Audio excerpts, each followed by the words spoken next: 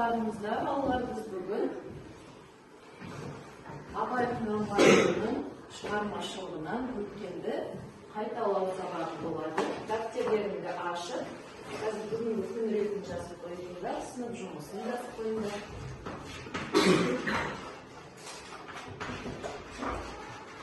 Абай өлеңінің шығармашылығынан ортаға шығамыз қазір. Психологиялық ахуал туғызу атауы сенім менің серігім деп аталады. Бәріміз келеміз. Қазір көтеріліп тұрамыз.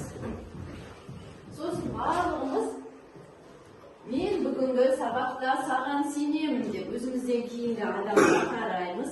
Сосын не себепті сенеді екенімізді айтамыз, оң қолымызды ортаға созамыз. Мысалы мен бастаймын.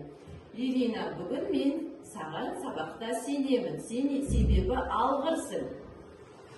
Мен бүгінгі сабақта саған сенемін. Кейін сен ақылдысың. Қолыңды созамыз. Олар саған бүгінгі сабақта сенемін. Себебі сен өте ақылдысың. Асқа, мен саған бүгінгі сабақта сенемін. Өйткені сен өте данышпансың. Маған ойлайсың сен? Апа, мен сізге сенемін, сіз өте ақылдысыз. Барлығымыз бір-біріміздің үстіне қолымызды қоямыз. Біз біргеміз. Жақсы, отыра қойыңдар. Абай үнін біз балалар, бабалар үні, халық үні деп айтамыз. Мынау енді бізге сәл есімізге түсіру болсын. Әрмен қарай біз өткен өлеңдерін, оның зерттеулерін, оның аудармаларын, одан кейін тағы несін өттік? Соңғы өткеніміз қара сөздерін өткенбіз. Қараймыз, мына жерде біз оны қазақ әдебиетінің шебері деп айттық, сыншыл реализмнің әдіс-тәсілін енгізген адам дедік. Мына жерде қарасаңдар, отбасымен тұр, ұлдарымен тұрған суреттері, әрқайым. Абайды біз өттік дедік қара сөздерін. Қандай қара сөзін өттік едік, Жасмин? Нешінші сөзін? Бірінші сөзін, жетінші сөзін, 31-ші сөзін. Жақсы, осындай 3 қара сөзін өттік. Бүгінгі сабақта мен мынандай сиқырлы сандық алып келдім. Осының ішінен мен сендерге дұрыс жауаптарым үшін 6 теңге таратамын. Сал қараңдар, міне 100 теңгесі бар. Енді әрі қарай қарасаңдар, Абайды оқырғандарға, Абайдың қарап отырсаңдар басылып шыққан өлеңдер жинағы. Келесі. Классикалық қазақ әдебиетін дамытушы деп айтамыз Абайды, әрі қарай. Одан кейін ұлы ақындардың өлеңінде және асыл адамдардың жүрегінде Абайдың мәңгілік сақталғандығын білеміз. Біз қазір оның өлеңдерінен, оның шығармаларынан кішкене үзінді беріледі. Осы үзіндіден автор не айтқысы келеді? Соны әрқайсымыз өзіміз 1-2 сөйлеммен жеткізейік. Қарай, Абай айтты, сен де бір кірпіш дүниеге кетігін тапта бар қалан деді. Осы 2 шумағымен не айтқысы келеді Абай бізге? Ойланып жауап береміз. Не айтқысы келді Абай бізге? Осы 2 жол арқылы талап еңбек терең ой, қанағат рахым ойлап қой. Осы арқылы не айтқысы келеді? Абай Құнанбайұлы талап еңбек терең ой, қанағат рахым ойлап қой деген сөзінің мағынасы сен талаптан бірақ қанағат пен рахымды ұмытпа деген. Дұрыс, жақсы. Демек дүниедегі нені көрсетті? 5 асыл істі. Дұрыс, өте жақсы. 5 асыл істі көрсетті. Келесісі. Не дедік? Қара сөздері, қара сөздерін тақырыптық жағынан бірнеше топқа бөлуге болады. Біз өттік, бағана айттық, нешінші дедік? 7-ші өткенбіз, сосын 31-ші өттік, сосын біріншіні де өткенбіз. Енді қазір Абайдың қара сөздерін тақырыбы жағынан мынандай топтары бар екен. Дүниенің тылсым сырын біліп тануға арналған мәселелер. Одан кейін келесісінде екінші, яғни дүниенің тылсым сырын меңгеру, ол бірінші тақырып болса, екінші тақырыпта не істеді? Ілімге, білімге бөгет болатын ой кеселі нәрселерді айтты. Ол бізде немене деп еді? Надандық деген еді, талапсыздық, жалқаулық деген мінездер бар. Содан кейін сосын үшінші мәселе ар ұят мәселелері. Қазір балалар, сендер дәптермен жұмыс болсын. Қара сөздердің тақырыптары дейміз.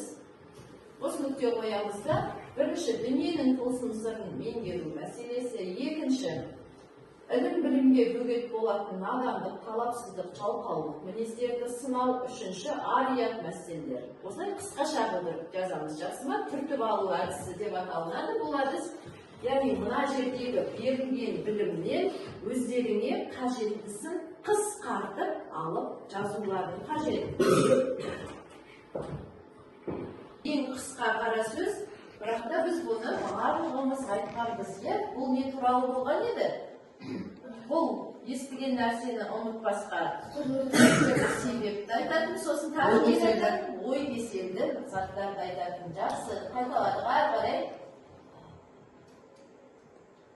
Мына өлеңдері біз өзіміз жаттағанда қандай өлеңдерін біз өттік.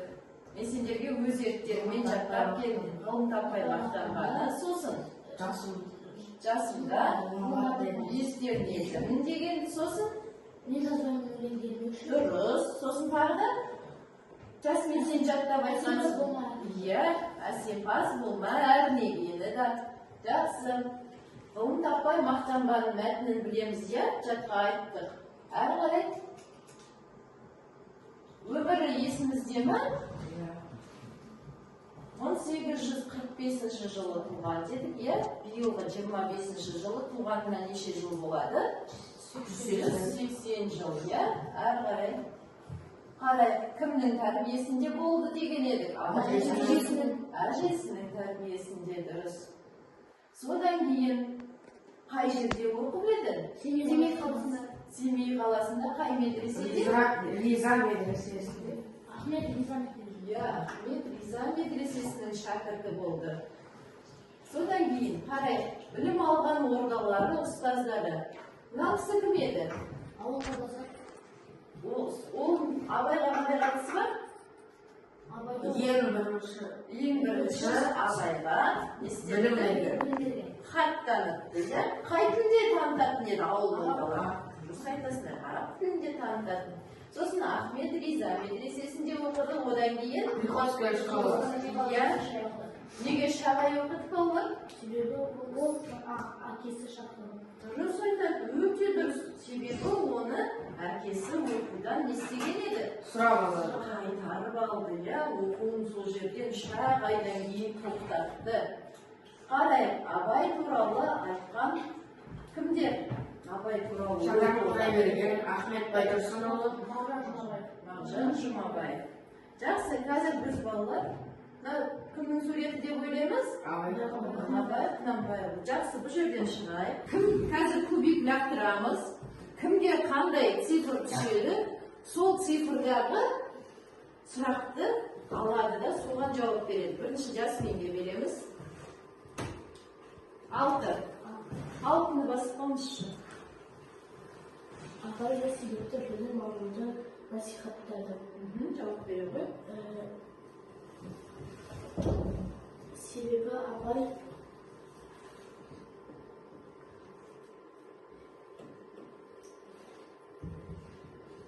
қазақты қараңғылықтың құрсауынан шығарады. Не деді? Тек ғылым мен білім. Жақсы, бұтыр айта алмадың. Әрі қарай. Сен?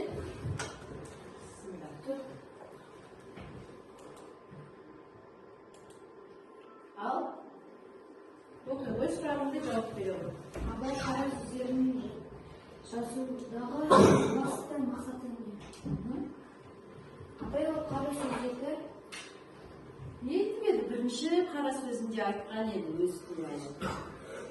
Абай ең бірінші қара сөзінде өзінің қартайғаны туралы айтты. Ол Mal bağlamayetini aytты, әкім боламайтынын айтты, ел ел бағалмайтынын айтты. bağlamayetini aytты. Сосын бала да бағалмаймын деп, сосын қара сөзді жазудағы басты себебін аяқ жағында айтты. Не істеймін деп? Сондықтан мен ақ қағазды алып, өзімнің білгенімді бөлімде жазайын. Балаларым оны оқығысы келсе оқиды. Кімге керек сол оқиды деп айтты. Оқымаса Өз дегенім өз дегенім өзіне келеді. өзімде қалайды деген. Иә. Осылайша айтқан екен. Жақсы отыра ғой. Кубик қайда? Кімге бер?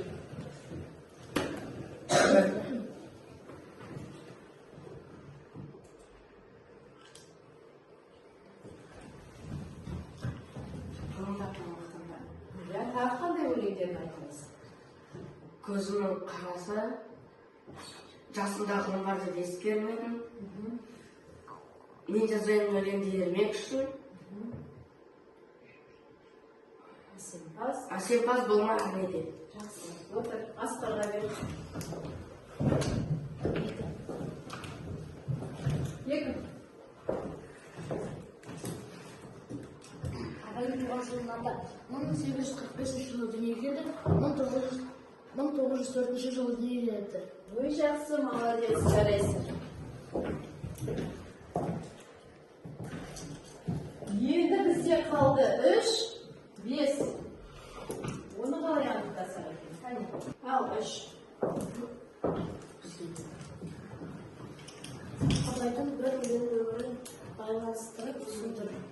Бір өлеңін өмірмен байланыстырып түсіндірді. Мысалы, ең бір өзің білетін, ең жақсы білетін өлеңін қайсысы Абайда? Иә, соны өмірмен байланыстырады. Сонда Абай не айтқысы келеді? Нені айтып отыр? Ғылым кітаптар мақтарында 5 асыл іс, 5 жаман іс туралы айтылған. Өмірде солардан не істе дейді? Қашық бол. Ал ана бесеуіне өмірде Жақын бол. жақын бол, өте жақсы. Иә. Иринаға соңғы қалды, соңғы қалды. 5-ші. Ғылым аймақтарда өлеңінің тақырыбын анықтау. Тақырыбы не?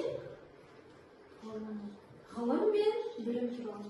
ғылым мен білім туралы жақсы отыр. Ғылым мен білім туралы. Мына жерде Абайдың қара сөздері туралы қазір миғатырғыш бар. Осында Абайдың қара сөздерінен тура біз өткен қара сөздерінен алынған үзінділер бар. Ол үзінділер сөйлеммен беріліп тұр. Ол сөйлемдегі сөздердің орындары ауысқан. Сол сөздердің біз не істеуіміз керекпіз? Орындарын дұрыс қою арқылы Абайдың қара сөзінен бір үзінді айтуымыз керек болады. Жақсы ма? Қазір бастайық.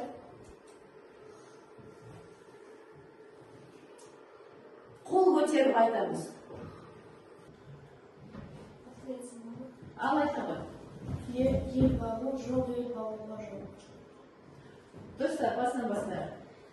Ел бағу, жоқ елге бағу жоқ. Дұрыс, өте жақсы. Өте жақсы. Келесі. Ал. Я 7-ші қарсы. Ал. Жас бала екі түрлі мінезбен туады. Жоқ, Жас бала екі түрлі дұрыс емес. Жас бала анадан туғанда екі түрлі мінезбен болады. Болады. Иә. Қайтадан айтшы. Жас бала анадан туғанда екі түрлі мінезбен туады. Дұрыс, қай қара сөзі? 7-ші. Дұрыс, иә. Келесі.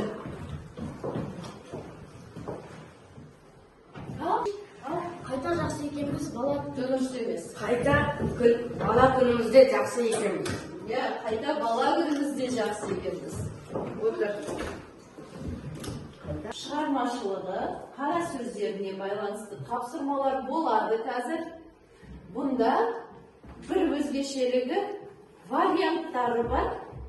Варианттың ішінде бір ғана сұрағы дұрыс қалғаны қате. Бастайық. Қазір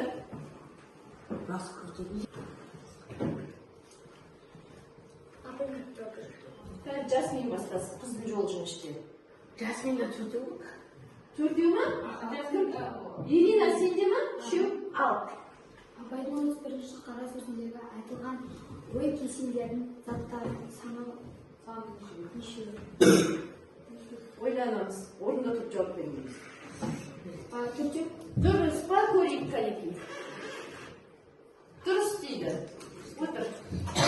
Енді Асқар.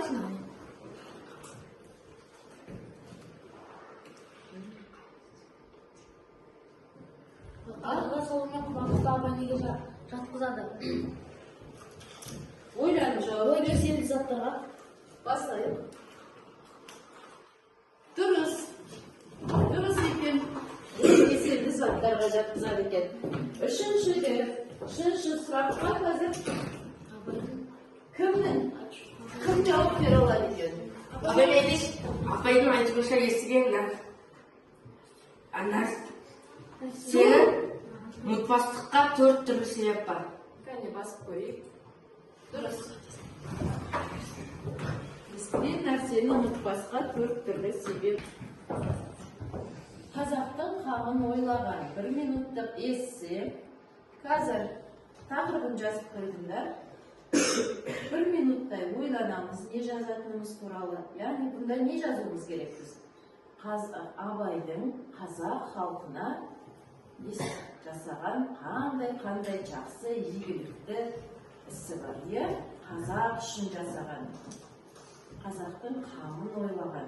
Яғни біз сонда Абайдың қазақ өміріндегі рөлін жазуымыз керек.